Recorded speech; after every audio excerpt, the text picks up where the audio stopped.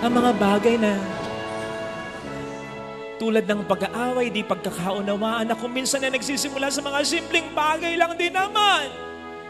Kapag pinagtagal mo yan, naku, mas lalong lalala yan. Hindi pinag-uusapan dito sino ang may kasalanan, sino ang mali, sino ang tama, hindi. Sino ang unang makaalala, teka, hindi kami ayos mag-asawa.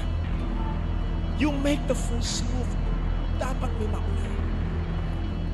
Oo, kahit naman hindi ikaw ang may kasalanan, hindi naman ibig sabihin nun magsasorry ka. Okay, huwag ka magsorry. Tanong ko lang po, baka po...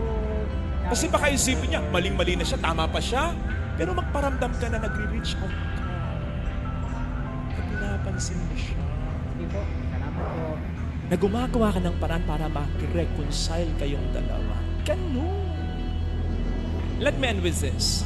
Kasi nag-end din ang ebanghelyo ng ganito tungkol sa paghuhukom.